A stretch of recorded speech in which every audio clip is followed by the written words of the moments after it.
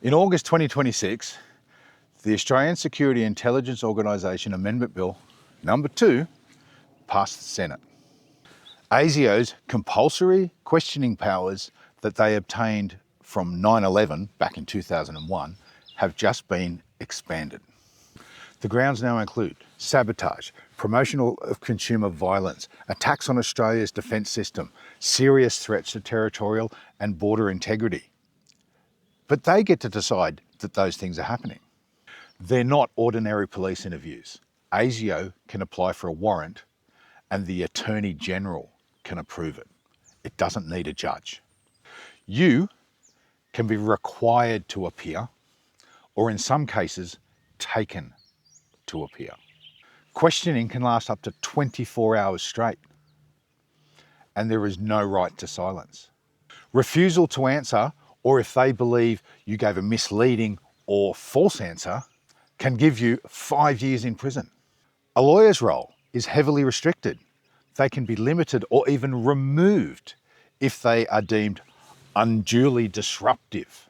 In certain circumstances, adults can be questioned without a reasonable opportunity to counsel. Minors as young as 14 can be taken and brought through the system. And when it's over and you're released and you get home and your spouse asks where you've been, you can't tell them, or you go to jail for 5 years. The secrecy provisions means disclosing the fact that you've even been questioned is an offence. So you have to sit there in silence while the people who love you wonder what you did or where you've been.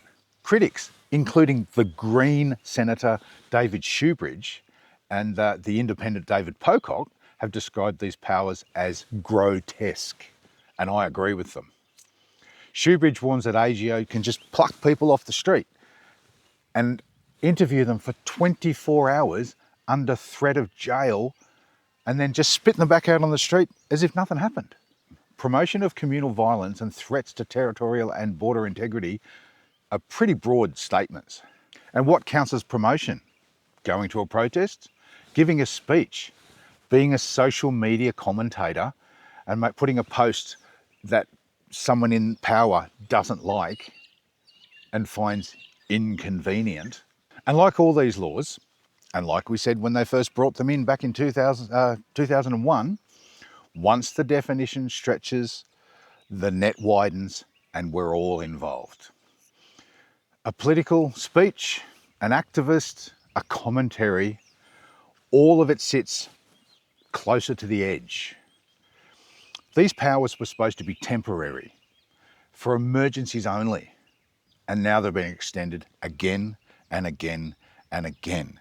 And it's now 2026, 25 years after 9/11, and they're being broadened even more. The latest changes broaden the triggers, and both parties in the uniparty have voted them through. And the courts may or may not ever be involved.